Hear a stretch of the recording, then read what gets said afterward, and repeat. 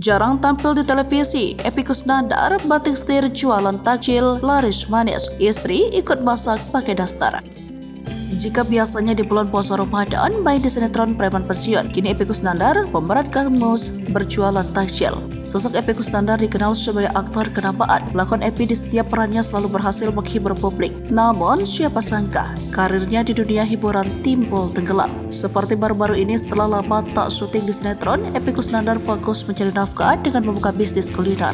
Terbaru kini di bulan Ramadan 2024, Epy Kusnandar jualan takjil dan mengajak istrinya mencari nafkah demi menyambung hidup.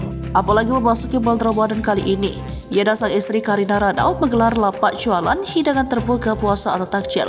Bahkan siapa sangka kegiatan ini diunggah di akun sosial media pribadi Instagramnya, yaitu Epy Kusnandar Official.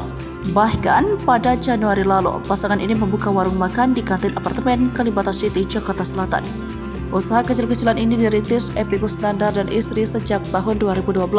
Di video itu, Epy menjual beraneka makanan lezat seperti donat, pastel, gorengan, ongol-ongol, putu ayo, mata janda, mata roda, risol, bubur sumsum, arang-arang klepon, dan lain-lain. Tak hanya itu, ia juga menjual kolak, bubur mutiara, es buah, bubur sumsum, dan lain-lain. Untuk harga, Epy tak mematok harga mahal. Menariknya, istri Epy masak makanan itu sendiri sambil dasteran. Epy pun juga ikut memfoto proses masaknya. Banyak yang memuji Epy Kusnandar dan istrinya yang tak gengsi berjualan takjil.